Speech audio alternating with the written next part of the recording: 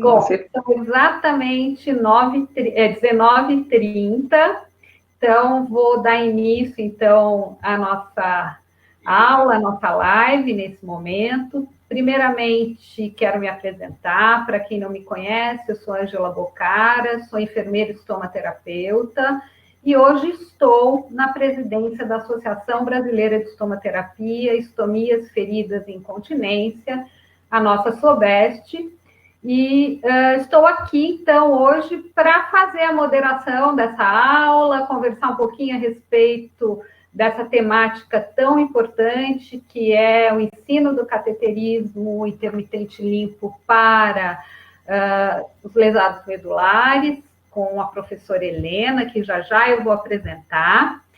Mas, primeiramente, queria contar para todos, né, da nossa parceria com essa plataforma nova, que é a Macadu, uma plataforma destinada para conteúdos da área de saúde e para profissionais de saúde. Então, todos vocês que estão aqui agora, peço que divulguem essa plataforma e se cadastrem na plataforma propriamente dita, porque vocês aí receberão, então, novidades, avisos de aulas importantes e terão a possibilidade de acessar conteúdos não só da SOBEST, mas de outras sociedades de especialistas, que talvez algum de vocês tenha interesse também. Então, essa plataforma, ela é uma plataforma de sociedade. Então, é uma proposta bastante interessante, bastante cheia de caminhos, né, que podem ajudar todos os profissionais de saúde a buscar conteúdos ou pelo menos informações relevantes relacionadas a alguma temática de interesse e conteúdos fidedignos, porque são conteúdos validados pelas sociedades de especialistas. Então, convido todos vocês a se cadastrarem na Macadu e usufruírem dessa oportunidade. Bom, nesse momento também quero aproveitar para dizer para vocês que a SOBEST também tem a Academia SOBEST, que é uma plataforma também na qual todos vocês podem fazer cursos online de temas relacionados à estomaterapia. Essa plataforma já está funcionando e convido todos vocês a conhecerem, então, a Academia SOBEST e buscarem, então, cursos novos relacionados à especialidade com conteúdos mais aprofundados, ok? Então, esse é uma das nossas novidades também importantes para todos nós da área de estomaterapia.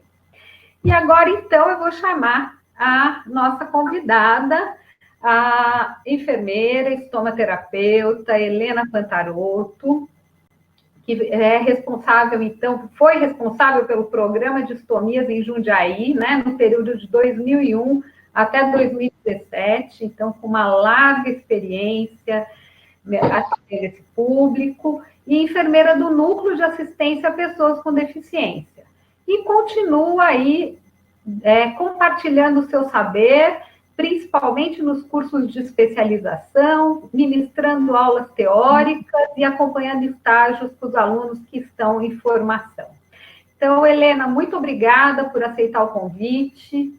Você sabe que eu tenho um carinho especial por você e é um prazer imenso estar aqui com você. Dizer para vocês também que vocês podem utilizar o bate-papo para verificar, então,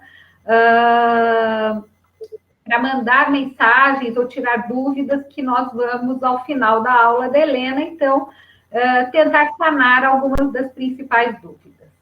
Então, Helena, boa aula e muito obrigada. Obrigada, Ângela, pelo convite, pela proposta, né? Esses desafios da tecnologia me deixam muito aflita, mas a sorte aqui de cateterismo intermitente eu tenho experiência, então a gente vai conseguir, tá bom? Muito obrigada, vamos lá. Então tá bom. Então, a gente vai fazer uma aula o mais prática possível, que é como eu oriento o paciente com lesão medular a fazer o cateterismo intermitente limpo, tá bom?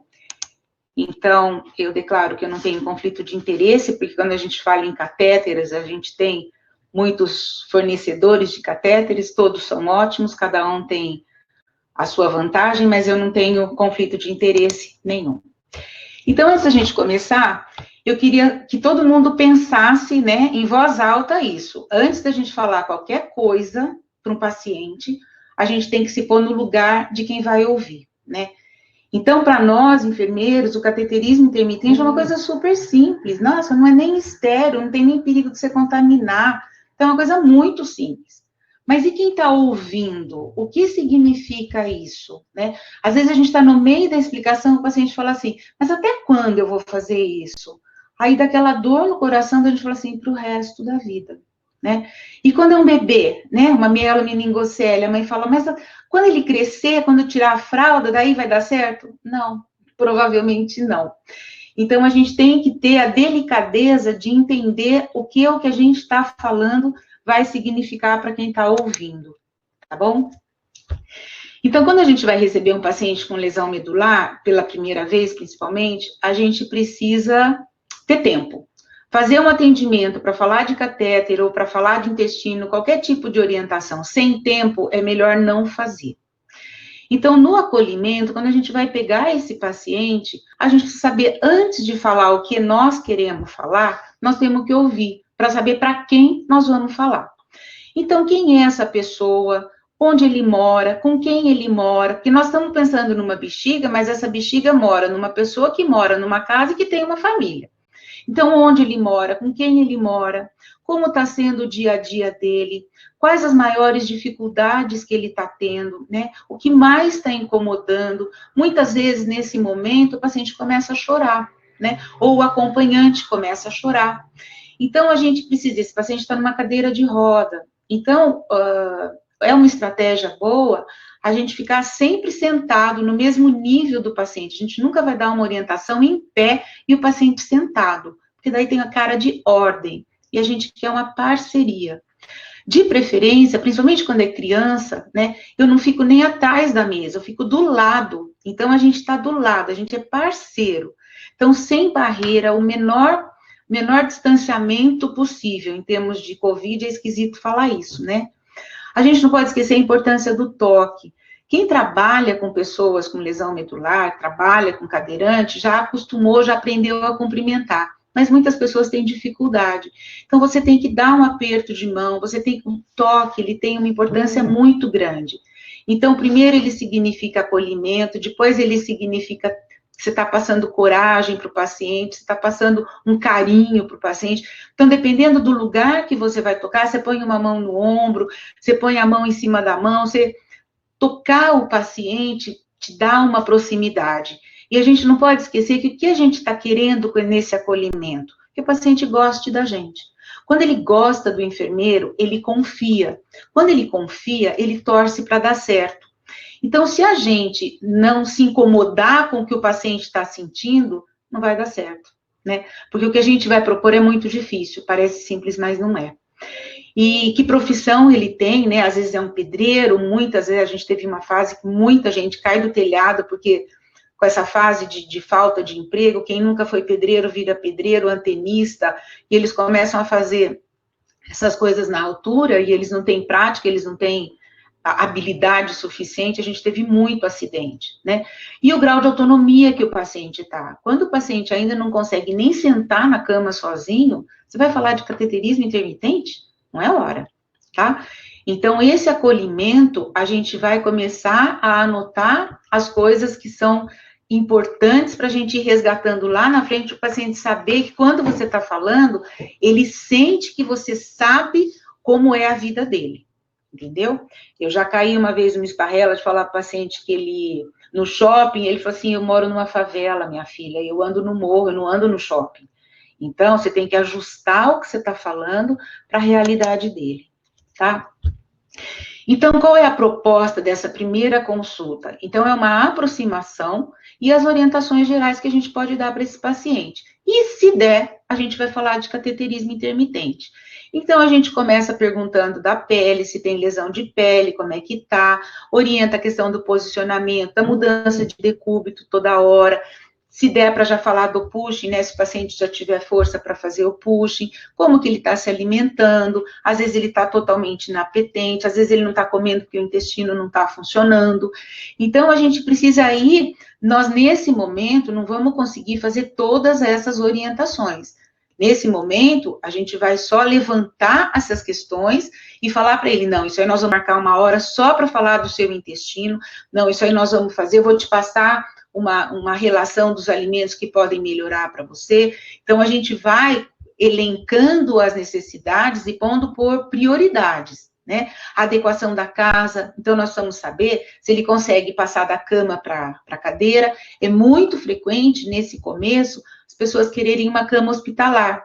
Ela é ótima para quem vai cuidar, mas para o paciente ter autonomia, ela é muito ruim, porque o paciente não consegue fazer a transferência por causa da altura da cama. Então, a gente precisa entender isso, porque senão você começa a orientar um negócio que ele não vai conseguir fazer, ele desliga o botão e ele não ouve mais nada que você fala dali para frente, porque ele entendeu que você não está falando com ele. Então, o bloqueio está feito e você é um muro, você não consegue ultrapassar mais. Então, usar palavras que o seu paciente vai entender. Então, assim, não tenha medo de ser julgado, né? Então, assim, mas se alguém ouvir que eu estou falando isso, você está falando com o seu paciente, do seu jeito e de uma forma que você julga que ele vai te entender melhor, tá? A questão da adequação da casa, muitas vezes a gente fala, a cadeira de roda não passa na porta. Então, dentro de casa, ele não consegue sair da cama porque a cadeira de roda não passa. Ou ele não tem uma cadeira de roda. Então, a gente vai precisar disso para ajustar o nosso discurso, né? E a gente vai elencar as coisas que são mais importantes. Quando a gente percebe que o paciente já está acompanhando o que a gente está falando e que dá para chegar na questão da bexiga, a gente vai começar a falar da bexiga. Eu ainda não decidi se eu vou, nesse dia, conseguir fazer o cateterismo intermitente. Quando eu percebo que o paciente está indo bem, o que eu faço? Se ele está com fole, eu fecho esse catéter e dou um copo de água para o paciente. Então, enquanto eu vou conversando, o catéter fica fechado e ele fica tomando água. Porque se eu for conseguir fazer o cateterismo intermitente, vai ter um pouco de urina lá. E na hora que ele passar o catéter, vai refluir urina. E ele vai se sentir seguro. Porque se você tira o fole e passa o catéter, não vem nada de urina. E o paciente fica muito inseguro. Tá? Então, a gente sempre fecha o catéter, essa meia horinha de conversa, e dá uma água para ele tomar. E aí ele já começa a entender que vai ser muito importante na vida dele tomar água, né? O líquido vai ser bastante importante. Então, assim, por onde a gente começa? Pelo começo. É super simples, né? Então, a gente vai ter que falar para ele como funciona o aparelho urinário, como que a bexiga funciona, a questão da inervação, do enchimento, o que acontece na lesão medular e quais são as opções que ele tem para cuidar dessa bexiga. Então, com relação a essa orientação, a sugestão é assim, que sejam desenhos bastante simples. O desenho que seja uma coisa bastante simples. Eu sempre trabalhei numa situação que eu não tinha computador, eu não tinha um tablet, a gente não tinha uma estrutura para fazer as coisas. Então, a gente vai desenhando. Se você não tem nada, você vai desenhando com esse paciente. Você desenha o rim, você faz um desenho simples do rim, daí o ureter, depois a bexiga, daí você explica que a bexiga tem duas funções, que a bexiga estica, daí enche, daí ela esvazia. Aí a gente vai comparando como é na bexiga normal, então que a gente tem um aviso, que tem um monte de nervinho, cada nervinho serve para uma coisa, e esse nervinho avisa que a bexiga está enchendo, que a bexiga está cheia, a gente aqui, o cérebro é que dá a orientação que pode esvaziar a bexiga quando a gente já está sentado, já está sem roupa, já está pronto para urinar. Então, o paciente vai acompanhando como é a fisiologia disso. E na hora que ele tem uma lesão, isso está cortado. Então, a bexiga funciona sem a comunicação com quem comanda isso. Quando a gente não tem estrutura, quando tem vídeo, tem essas coisas, é fácil. Quando a gente não tem, mandei plastificar Tá vendo? Esse aqui era para incontinência urinária, na verdade, mas aí eu mandei plastificar isso daqui, porque eu não tinha desenho melhor para mostrar para o paciente, mas aqui eu mostro. Então, eu consigo mostrar, né, a uretra, a vagina, o ânus, eu consigo mostrar para o paciente como que é. E isso você pode ter qualquer desenho. Ou então, a gente pega uma folha, né, quando você não tem nada de coisa, pegava uma folha e desenhava, então, o rim, a ureter, a bexiga, aí a uretra masculina faz um caminho, você vai desenhando. É muito importante o paciente levar um papel disso, tudo que você está falando para ele. Então, a gente pega um papel, que eu vou mostrar para vocês, o papel, não sei se dá para ver, mas assim, ó, o desenho, né, da bexiga, e aí as regras, então assim, quanto cabe na bexiga, então você marca ali, 400 a 450 ml, de quanto em quanto tempo ele vai passar o cateter, então a gente vai fazendo algumas anotações, construindo esse conhecimento com o paciente, para na hora que ele ir embora, você fala assim, agora o senhor leva esse papel, se o senhor tiver alguma dúvida, o senhor vai lembrar o que a gente conversou. Então isso ajuda bastante, aproxima, tá bom? Então, aqui, olha, tem aqui a bexiga, né, com todos os nervinhos. Então, se a gente conseguir mostrar uma imagem dessa, começa. Senão, a gente só vai falando como que é, tá bom? Aqui o funcionamento da bexiga, o armazenamento adequado, então que a bexiga estica, que a bexiga diminui, e isso ela ocupa um espaço dentro da pelve, e quando a gente fica com a sonda muito tempo, muitos e muitos anos, principalmente no período de desenvolvimento da criança, esse espaço ele é virtual, e daí ele acaba não existindo. Então a gente vai falando as coisas, e sempre comparando com coisas que o paciente conhece, coisas que sejam da vida dele, para ele conseguir assimilar. Dentro dessa orientação da bexiga, depois que a gente já falou como a bexiga funciona e agora não está funcionando, quais são as opções que a gente tem? Então, o paciente pode chegar de fralda, pode chegar com catéter externo, porque sempre tem um vizinho que tem e está sobrando e ele empresta, né? Os absorventes. Então, a partir da hora que você já explicou como funciona, né, eu falo inclusive da pressão da bexiga, que a pressão da bexiga é baixa, e quando a bexiga fica muito cheia, a pressão aumenta, e essa pressão repercute no rim, e o rim entra em sofrimento. Então, a gente vai colocando isso, e daí a gente fala que essas coisas não tratam da bexiga dele, ele só vai ficar seco, socialmente ele vai ficar em ordem, mas o estrago lá dentro tá feito. Tá? Aí a questão do pólen, né, que tem maior risco de infecção. Então, a gente vai fazer uma orientação geral. E aí, a gente vai ver se o paciente está acompanhando, se a gente acha que está dando tudo certo, a gente vai chegar em mais um desafio, né? A gente tem que ter consciência da dificuldade que vai ser para esse paciente. Por exemplo, se ele está de pólen, que ele nunca fica molhado, não precisa trocar roupa de cama, não molha a cama, se ele é casado, não vai molhar a esposa, tem toda uma segurança, mas não é isso que a gente quer para o nosso paciente. A gente tem que estar ciente que é um novo desafio. E aí a gente vai falar do cateterismo intermitente, né? Que vai simular o funcionamento normal da bexiga, e a gente vai falar todas as vantagens, e a gente vai falar da técnica, vai demonstrar como que vai ser feito isso, os ajustes. Então, isso tudo a gente vai falar do cateterismo intermitente.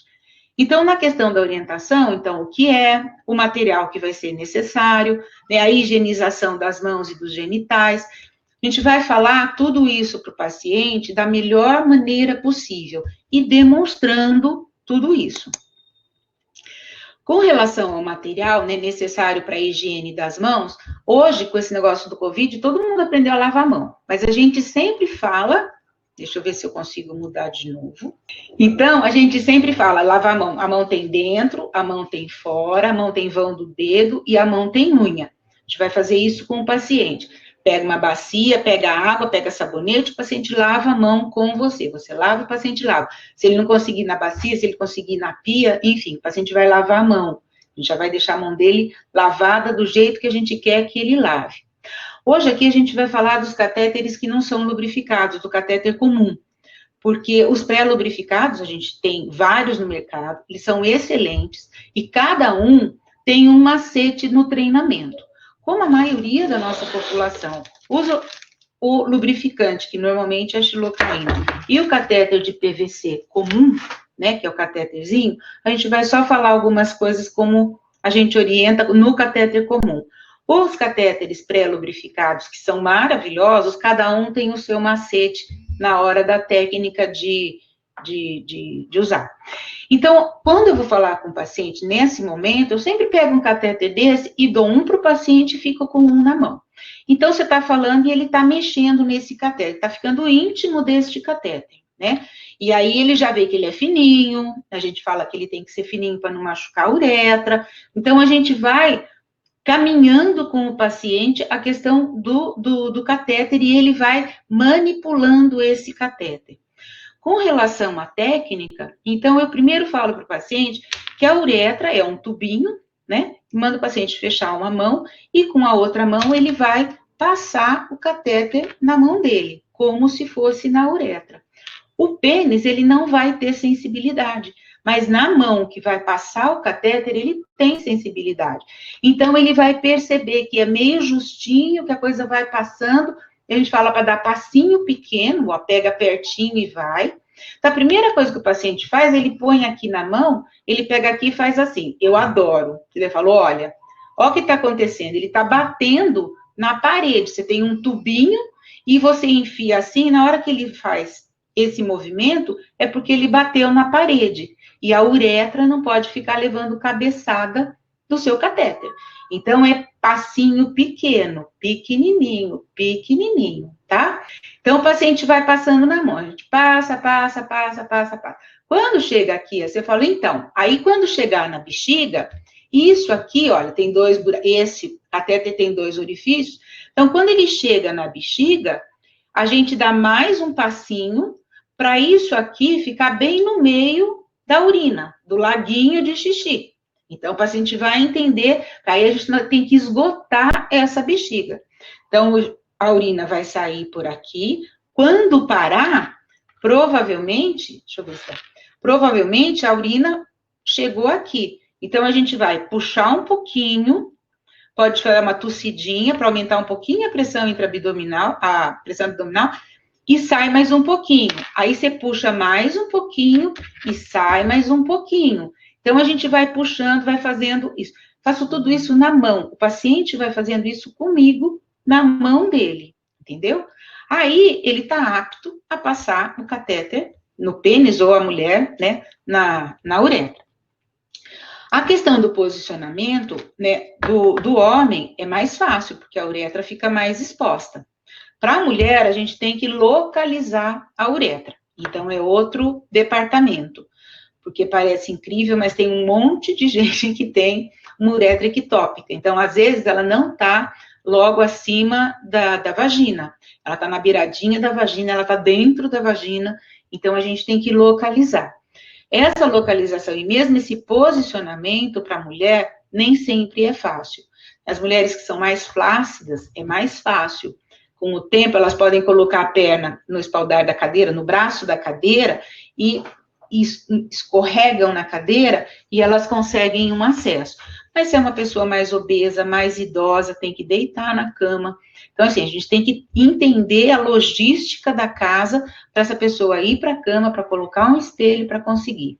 Com o tempo, elas se livram do espelho. Porque a mão, eu falo, o nosso dedo, ele enxerga, né? Então, se eu passo a mão aqui, olha, com o olho fechado, o meu dedo, ele vai ver que é um anel.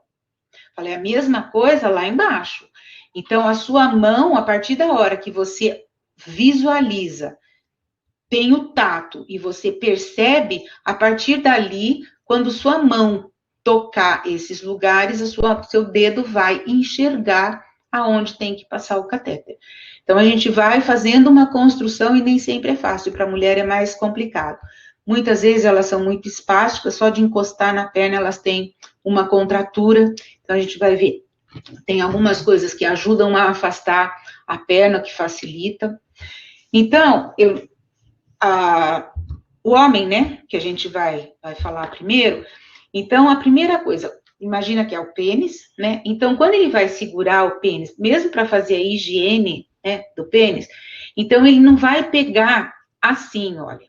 Se ele pega assim, ele fecha a uretra. E se ele apertar muito, ele fecha a uretra. Se ele não apertar muito, o pênis escapa e ele fica só com o prepúcio na mão.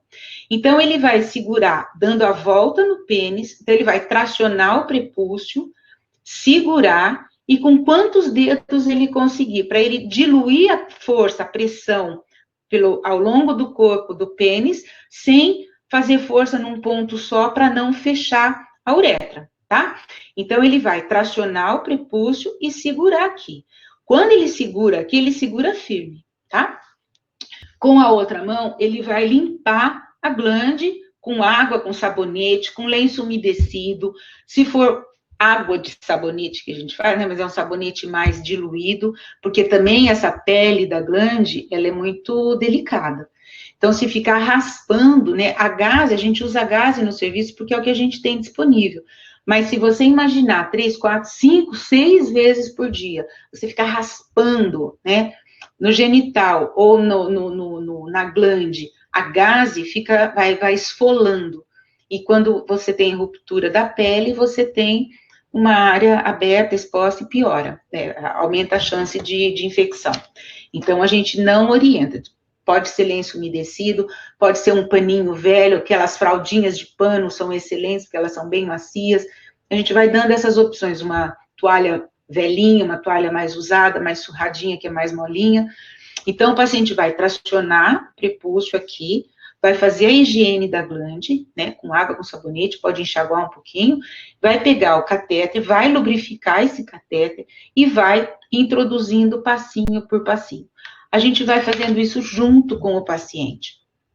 Normalmente, quando a gente percebe, avalia que dá para orientar o cateterismo intermitente, o paciente faz super tranquilo.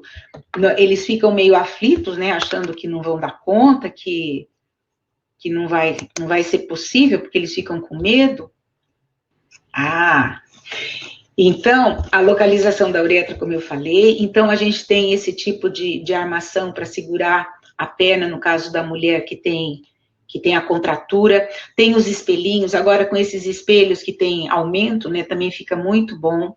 A gente pode usar uma ponteirinha laser para mostrar para a mulher, ou então mesmo a ponta do catéter, você encosta onde está a uretra para ela ver, porque se a gente for com a mão, com o dedo, a mão vai ficar na frente, a mulher não vai enxergar, tá? Então, o acesso, como a gente falou, então isso a gente tem que ir tentando, né? Eu já peguei algumas mulheres que são andantes, né, com mielomeningocele, que é muito difícil localizar a uretra, muitas vezes elas têm um abdômen mais globoso, o braço não é tão comprido, então é mais difícil de localizar. A gente põe um espelho no chão, senta na cadeira de banho, põe um espelho de aumento no chão para ver se... Porque depois que ela consegue localizar a uretra, aí a gente orienta com esses 2 dedos aqui, esses 2. Ela afasta os pequenos lábios, com esse aqui, com o pai de todos, ela põe no clítoris e daí ela desliza o catéter que ele vai entrar na uretra. No começo, a gente faz teleguiada, ela vai enxergando isso que ela está fazendo. E depois ela aprende esse movimento e fica bem tranquilo, tá?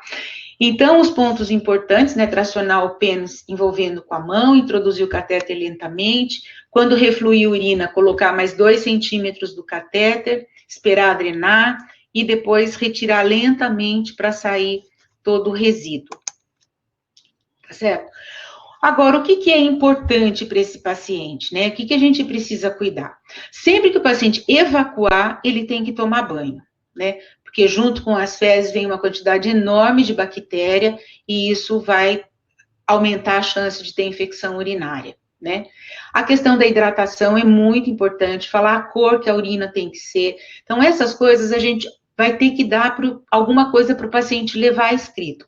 Ou a gente vai colocando naquele papel que eu falei para vocês, que a gente vai construindo conhecimento com ele e dá para ele no final, ou a gente tem alguma coisa, aqui a gente tinha um panfleto, que é esse daqui, olha, é um panfletinho que é feito numa folha de sulfite, que tem as orientações do cateterismo, aqui atrás tem alguns pontos importantes, mas é uma coisa extremamente simples, que a gente podia fazer o xerox, fazer a cópia, imprimir no próprio serviço, né? Isso é muito importante, o paciente leve alguma coisa, ele precisa disso. A frequência, então a gente vai daí ajustar com o paciente, depois que ele passou o catéter e que ele já está aliviado, que ele vai conseguir, é que a gente vem com o resto da orientação, né? Para ver se ele vai conseguir captar. Então, assim, a questão da constipação, nós temos que cuidar junto com o cateterismo, a frequência, qual o volume máximo da bexiga, quanto ele tem que urinar por dia, então a gente vai calcular o peso dele, 30 ml por quilo por dia em 24 horas, tanto para ele beber quanto para ele urinar. Então, se ele está urinando menos que isso, ele tem que aumentar a hidratação, né? Então, sempre dá de 5 a 6 cateterismos por dia para a gente ter o volume que a gente precisa. A urina concentrada predispõe à infecção urinária ou a espasmo da bexiga. Quando a urina está muito concentrada, ela também pode dar um espasmo na bexiga.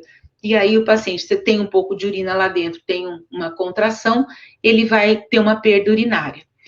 Então, a gente vai pedir para ele fazer um diário vesical.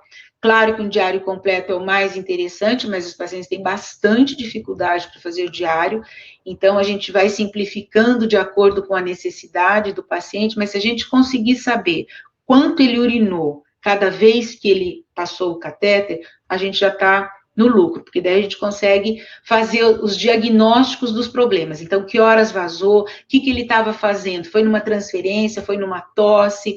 Então, se ele fez um esforço, então tá, quando tem 300 ml na bexiga, ele faz um esforço, ele perde urina, mas com 200 ele não perde. Então, com o tempo, a gente consegue, pelo diário, pela história do paciente, ir chegando e tendo algumas conclusões muito boas para nós melhorarmos a nossa orientação daquele paciente. Existem bexigas que são intratáveis, né? Essas bexigas, elas têm contração fora de hora, o paciente perde urina, aí tem que entrar com medicação para o relaxamento dessa bexiga. Então, a gente vai tendo alguns problemas. Nem todos os pacientes conseguem fazer o cateterismo. Muitos pacientes são vítimas de acidentes, né? Acidente de trânsito, acidente de moto, tudo mais. Então, além da lesão medular, muitas vezes eles têm lesão de plexo braquial, eles têm problema com a mão. Então, nem todos conseguem, né? O ideal, o padrão ouro para tratamento dessas bexigas é o cateterismo intermitente. Inclusive de bebês com meningocele, a indicação é o cateterismo intermitente. Só que a gente tem que avaliar. É melhor você demorar um pouco mais para entrar com o cateterismo, mas o paciente de fato aderir, do que ele no oba-oba começa a fazer e depois começa a perder urina, começa a não sei o que, ele desanima e depois é difícil você reconquistar esse paciente. A questão dos irritantes vesicais, isso também vale para eles, né? Então, as bebidas carbonatadas, a cafeína, tem várias coisas que irritam a bexiga e que podem aumentar a perda de urina nos intervalos, né? Então, a gente precisa ver. A gente tem que orientar como o paciente vai fazer fora de casa, o que ele vai ter, o que ele vai fazer. Peraí, deixa eu... Então, ó, uma necessaire para o paciente, então a gente vai orientar, se o paciente vai sair de casa, o que ele vai levar na necessaire dele? Então, ele pode levar o lencinho umedecido, né? Ele pode levar o catéter, ele pode levar um álcool gel, porque pode ser que não dê certo. Então, a gente ensina, por exemplo, o paciente está num lugar do banheiro que são aquelas cabines. Então, o paciente entra no banheiro, ele lava bem a mão, pega um monte de papel, e com esse papel, ele vai abrir, pegar na maçaneta do banheiro, da porta do banheiro, ele vai fechar, mas a mão dele ele não vai encostar em lugar mais nenhum. Aí ele pode fechar, com o cotovelo, fechar o vaso sanitário, para ali em cima colocar as coisas dele nesse papel que ele pôs, ele já forra, e ele vai abrir o materialzinho dele ali. Aí ele passa o catéter fechado, e depois que está tudo pronto, ele abre o vaso, ele abre aqui e despreza a urina lá dentro. Então, a gente sempre vai vendo as dificuldades que o paciente vai tendo para a gente orientar. Aí, outra coisa que pode ser útil é um par de luva. Por exemplo, tinha um paciente que era caminhoneiro, e aí ele tinha uma bexiga neurológica por causa da diabetes. Ele falou, mas eu não posso parar no posto toda hora que eu tenho que fazer urinar. Então, tá bom, a mão tá suja do pneu do caminhão. Então, só um álcool gel não vai resolver. Então, ele calça luva.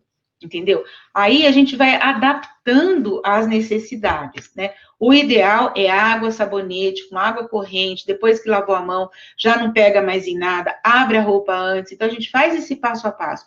Ah, mas isso eu não posso. Pode, se cada dificuldade, do jeito que a gente vê no livro, do jeito que a gente estuda, muito pouca gente pode fazer. Então, a gente precisa aí, se tem alguém que tem capacidade de fazer uma adaptação segura para o paciente, somos nós, não é o paciente. O paciente faz a adaptação que ele entende que ele precisa, mas nem sempre ela é segura. Então, se tem que ter adaptação, deixa que eu faço, eu falo isso para o paciente, deixa que eu escolho aonde você vai fazer diferente, né? Porque daí a gente sabe dos riscos e das possibilidades, o que é menos deletério para a saúde do nosso paciente. Tá certo? Então, ensinar a sair de casa é muito importante. Nos primeiros dias do cateterismo intermitente, eu sempre falo para o paciente dormir de fralda e ficar de fralda. Porque quando molha a roupa de cama, muitas pessoas não têm outra para trocar. E aí ele não consegue fazer mais, porque daí o colchão está molhado, e daí ele não tem outra roupa de cama, e daí a mulher já não acha bom, ou o marido, enfim, a mãe que vai lavar a roupa. Então, a gente sempre fala para ficar de fralda nos primeiros dias, para controlar essa fralda, para ver se está molhando ou não, até o paciente ter segurança e sair. Então, com relação aos catéteres, os pré-lubrificados, a gente tem de várias marcas, né, com bolsa, sem bolsa, de pôr no bolso, sem pôr no bolso, olha, tem um monte de marca. Cada uma das marcas tem uma vantagem ou uma desvantagem, ou o paciente gosta mais, o paciente gosta menos, mas cada um tem uma forma de orientar como passar. Todas, de qualquer maneira, a gente precisa passar lentamente, o paciente precisa prestar atenção no que ele está fazendo, porque eu já tive paciente que fez isso aqui e entrou dobrado o catéter na uretra e ficou lá dentro. Quando nós puxamos o catéter, ele saiu em Z, assim, porque ele estava preso lá dentro. Porque faz numa pressa, parece até que tem outra coisa para fazer, né? Então, é complicado, tá bom?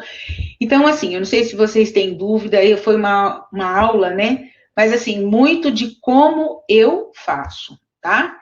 É importante a gente falar para o paciente. Então, gente, é muito importante, quando a gente terminar isso, a gente dar os parabéns para o paciente, falar que não vai ser fácil, que no começo a gente já falou que seria um desafio, mas que ele não vai mais andar com aquele saco de xixi para todo mundo ver, que ele vai melhorar a infecção urinária, que vai... Então, assim, a gente vai reforçar as coisas que a gente quer, mas sempre dando os parabéns para o paciente para esse passo à frente que ele deu. E que ele não tenha medo que, se não for hora, ele pode retroceder, ele vai ligar para a gente. Todos os pacientes, na minha vida que eu treinei cateterismo intermitente, eu dei um número de celular, né? Todos tinham o celular, porque às vezes sangra um pouquinho, às vezes o paciente passa o catéter e não vem urina, eles ficam desesperados. Então, assim, se ele tem o telefone, normalmente eles não ligam, mas eles ficam seguros, e isso é muito importante. Outra coisa que é importante é aparar pelo pubiano. É muito frequente esse pelo entrar junto com o catéter. Até no Foley, a gente já tirou, né? Quando você desinsufla o balão, vem um pelo lá de dentro grudado. Então, o pelo tem que ser bem aparado, tá? Não é para raspar, é para aparar, para não ficar comprido e não ficar entrando, né?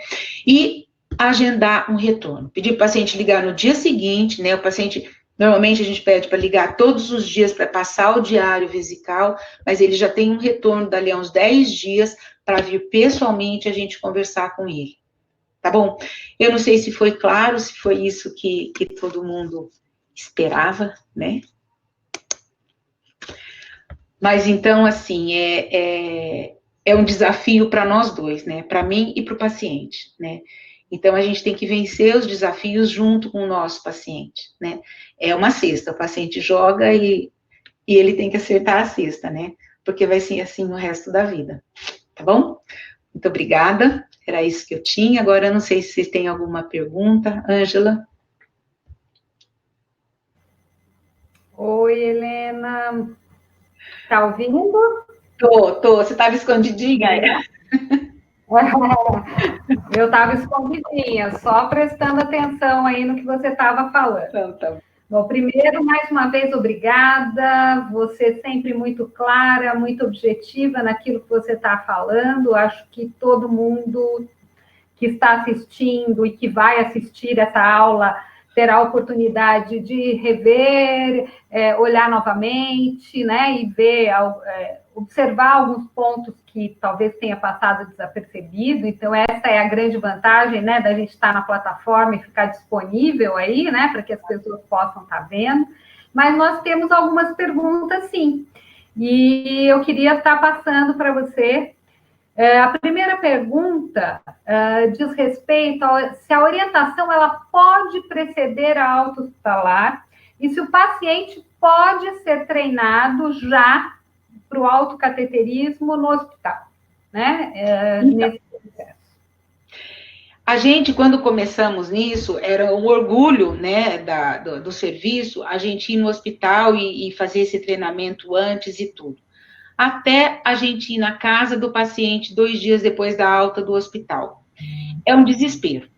Então, assim, você imagina uma pessoa que saiu para trabalhar, né, para instalar uma antena ou para entregar uma pizza, sofre um acidente e volta 10 dias depois numa cadeira de roda. Então, quando ele chega em casa, a gente achava lindo, né? O paciente já saía treinado, a gente já dava para o paciente material no hospital e era tudo, a gente achava muito bom. Só que 4 horas entre um cateterismo e outro passa muito rápido, muito rápido. O paciente não sabe andar na casa, muitas vezes tem que tirar o tapete, tem que tirar, o paciente não consegue chegar no quarto dele, na cama dele. Então, a gente percebeu, e aí molha, né? Eu falei desse negócio da roupa de cama, porque o primeiro paciente que eu fui na casa, a mulher estava aos planos, ela falou assim, eu tinha 3 lençóis, eu não tenho mais nenhum. As crianças estão tudo sem lençol na cama, porque está tudo molhado, molhou todo o colchão, molhou. Então, você vê aquele desespero e o paciente chora e todo mundo fala, não, passa um fole, me dá um tempo. Então, assim, é interessante, dependendo da situação, na casa do paciente, que apoio ele vai ter. Grande parte da nossa clientela é SUS dependente, pedreiro, pobre, submoradia. Então, assim, aqueles barracos, o paciente fica na sala. Então, assim, é muito complicado você chegar em casa e ainda ter que pensar na bexiga. Então, particularmente, a gente mudou essa estratégia. Na época, a gente tinha essa história de durar 21 dias o catéter, né? Quando a gente mudou. Então, a gente pedia para trocar o catéter no dia da alta e a gente tinha 21 dias para fazer essa mudança antes da primeira troca do catéter. Se o paciente já estava com mínimo de autonomia, eu fui ensinar cateterismo para o paciente em casa, o paciente não conseguia sentar sozinho na cama. Então, você fala, não, vamos colocar aqui na parede um gancho desses de tomar banho, de banheiro, para você segurar no gancho, conseguir forçar e levantar, pelo menos você consegue sentar na cama sozinho. Pendura uma corda no teto para você segurar na corda e sentar na cama. Então, até chegar na autonomia do catéter, a gente tem coisas muito simples para fazer. Aí você fala tudo para o paciente fazer no banheiro. A cadeira de roda não entra no banheiro, vai ter que fazer no quarto. Então, o que eu preciso trazer para o quarto para ele?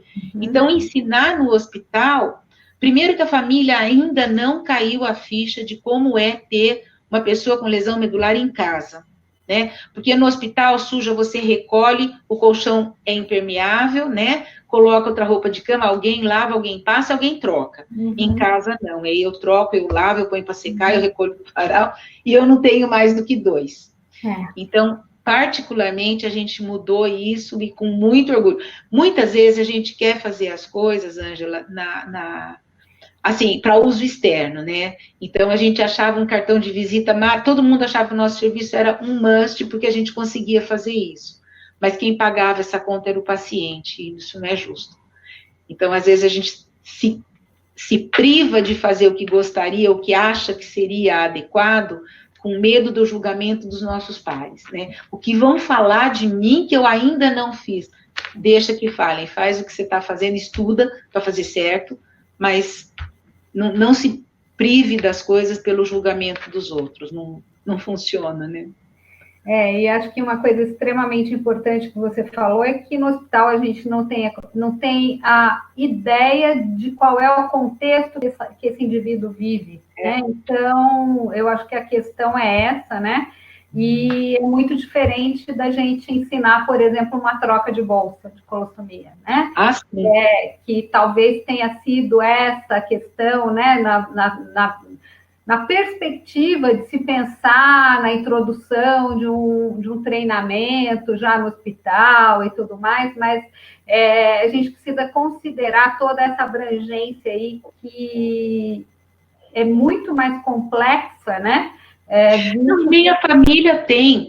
É muito frequente você estar no hospital, eles reclamam da comida. Não, ele está fraco porque a comida daqui é horrível. Quando vai para casa, que tem que fazer a comida, é um tormento, entendeu? Então, assim, o hospital, as pessoas, a gente se pega muito na parte ruim do hospital e não percebe os anjos que andam por ali, né, que fazem a comida, que recolhem a comida, que lavam a louça, que lavam o banheiro, né? Você vai tomar banho em casa, molha até a sala, molha o banheiro, molha a sala, molha a cozinha, molha tudo, né? No hospital vem alguém e limpa, você só reclama que a limpeza demorou, né? Mas em casa você tem que fazer. Então, nem a família tem ideia dessa mudança. Então, eu acho prudente a gente esperar um pouquinho. Com certeza, com certeza. E aí eu vou aproveitar para falar um pouquinho que a gente vai ter conteúdos relacionados a essa temática, inclusive no nosso congresso online, que vai acontecer agora, dia 11 de julho.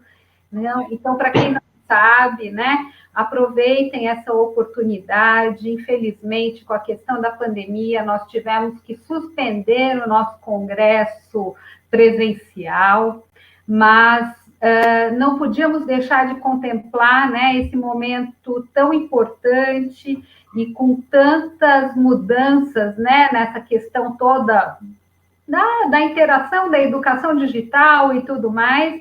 E então a Sobest vai estar realizando o congresso online dia 11 de julho. Eu convido a todos para entrarem no link disponível aí, conhecerem a nossa programação. No conteúdo prêmio, teremos 3 participantes internacionais tratando das questões relacionadas à incontinência, para quem se interessa por essa área, mas teremos nas 3 grandes áreas de abrangência da especialidade. Então, será uma oportunidade única para a gente estar junto de novo, né?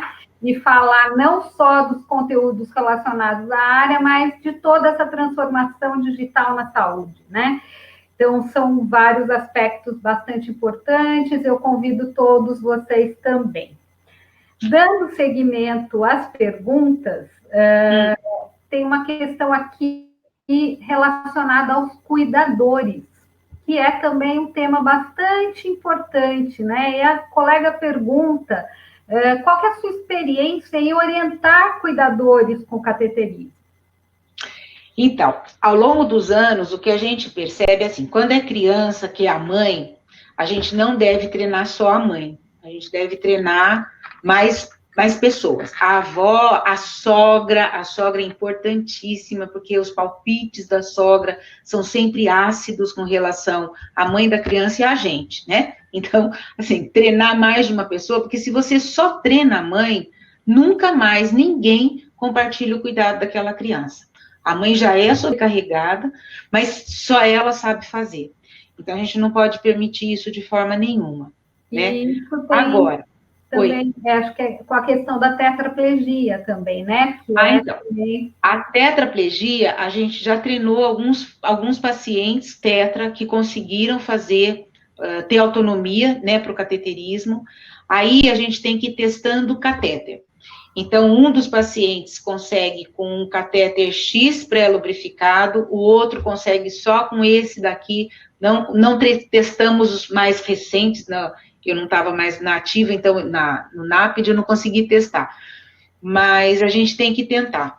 Agora, o tetraplégico, a experiência que nós temos, o cuidador contratado dá certo, porque ele está lá para isso. Agora, você treinar uma tia, como a gente teve, que por anos a tia fez o cateterismo intermitente no paciente, né? Só que ela não consegue ir na esquina, porque se o ônibus quebra, ela não consegue ir ao banco, ela não consegue fazer nada. Então, o cuidador fica muito preso, ele não tem autonomia para sair, porque só ele pode fazer esse cuidado. E o relacionamento fica muito difícil. Quando é marido e mulher, também a gente tem que cuidar, porque existe a questão sexual, né?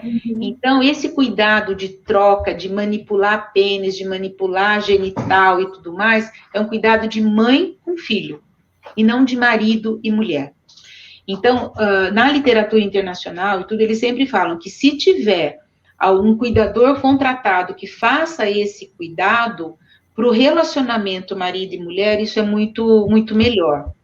Então, o tetraplégico, se a gente conseguir treiná-lo, tem alguns aparelhos que a TO pode ajudar, né, para a gente conseguir. Eu acho que vale a pena entrar na justiça, fazer tudo que tiver, se tiver que ser um catéter pré-lubrificado, que o município não disponibilize, vale a pena, porque a autonomia não tem preço, né? Acho que não tem preço, a gente tem que tentar, e não é porque é tetra que não vai conseguir. Claro, tem tetra que não tem movimento nenhum, aí não tem jeito, tem que ser. Aí eu acho que tem que avaliar mesmo, se não é o caso de ficar com catéter de demora, né? Pode até ser suprapúbico, que é mais seguro, né? Para não formar fístula, para não ter problema na uretra, mas eu acho que tem que avaliar muito bem essa questão. Porque também a gente não pode queimar, vamos dizer, a paciência e o tempo desse cuidador com esse cuidado que é para o resto da vida 6 vezes por dia. Tem outras coisas que esse paciente precisa ter ganho. Ele precisa de ter conversa, ele precisa ter uma mente mais aberta. A cabeça dele precisa ser muito explorada. E se o cuidador já está exausto de tarefas físicas, ele não vai ter tempo para o emocional e para o intelectual. E a gente precisa disso. Com certeza. Não sei se respondi, mas... Duas perguntinhas que eu achei importante aqui. Quero dizer para todos, se nós não respondermos todas as perguntas, que posteriormente a Helena vai dar uma olhada nas perguntas e vai, dentro do possível, respondê-las, né? Ou mandar alguma informação referente ao tema. Mas tem duas perguntas que eu achei bastante importante, pensando na orientação do paciente, né? Que sabonete você indica na higienização? E se o paciente não tem dinheiro para comprar o lubrificante, o que você sugere? Então, o lubrificante é extremamente importante, tanto para o homem quanto para a mulher. A uretra da mulher é curtinha, é muito frequente as pessoas acharem que não precisa de lubrificar, mas é uma uretra seca, não tem glândula para uretral, então a uretra seca precisa sim. O serviço, normalmente, quando o serviço distribui o catéter, a gente entrega a xilocaína, né? A xilocaína os pacientes conseguem acesso. Ainda é dos lubrificantes hidrossolúveis o mais barato. Poderia ser o KY, tem outros lubrificantes, mas eles custam mais caro que a xilocaína, né? Mas tem que lubrificar e não deve ser com solução oleosa, né? Tem que lubrificar. O que melhora é você molhar o catéter, né? Mas tem que lubrificar, porque a longo... Oi? Desculpa. Não, a longo prazo você vai ter estenose de uretra, então não dá. O sabonete líquido é melhor. E o paciente pode colocar, pode fazer uma diluição do sabonete, fazer uma água de sabonete, né? Porque na literatura fala que você pode até usar água só, ou soro fisiológico. Então, assim, como a questão da higiene dos pacientes, a gente também questiona muitas vezes, o paciente fica com o cachorro no colo, fica com o gato no colo, ele abaixa a calça, tem resto de bolacha, tem arroz, tem tudo lá dentro. Então, essa história de falar que pode ser só com sorinho, com tudo mais, se o paciente for uma pessoa asseada, com bons princípios de higiene, tudo bem, né? Mas a gente tem que garantir que depois da evacuação ele vai tomar um banho mesmo, com água corrente, sabonete, mas o melhor sabonete é o sabonete líquido, né, e diluído. Então, a gente faz uma aguinha de sabonete, depois passa um pano só com água para tirar, para não ressecar aquela região. Tá joia, Helena. A gente já extrapolou o nosso tempo, eu acho que estamos há mais de 40 minutos aqui falando, mas enfim, muito bom a gente estar compartilhando tudo isso, né? Eu quero te agradecer imensamente por estar aqui com a gente. Eu que agradeço a oportunidade, Ângela, muito obrigada. Compartilhando saberes, né? Nessa nossa missão SOBEST de divulgar aquilo que a gente aprendeu e aprender coisas novas também o tempo todo, né? Muito bom. Ir e vir que nos encanta, né? Não sabemos tudo, mas estamos sempre dispostos a aprender e a compartilhar. Isso é o que nos faz continuar vivas e em movimento, né? Bom, gente, eu queria, então, falar para vocês que a gente vai tentar ver se ficou alguma pergunta sem ser respondida, né? E também convidá-los a todos para a próxima semana, que nós teremos mais uma aula muito bacana com a enfermeira estomaterapeuta Adriane Farezin sobre o uso correto dos EPIs. Então, convido todos vocês a se cadastrarem na plataforma, divulgarem a plataforma, contarem para os colegas profissionais de saúde que nós temos mais um canal específico para os profissionais da área de saúde. Lembrar vocês de novo, olhem as ofertas, Academia SOBEST, para aprofundamento de temas específicos do interesse de vocês. Nós já temos alguns cursos disponíveis, com certificação e tudo mais. E o nosso congresso online, né? Que vai ser muito bacana, que a gente possa levar essas informações para todo o Brasil e, quiçá, para fora do Brasil também, né? E é isso, então. Então, são esses 3 recadinhos. A SOBEST agradece a Helena, agradece a presença de todos vocês e até a próxima semana. Obrigada. Obrigada a todo mundo que esteve por aí. Até a próxima. Até a próxima.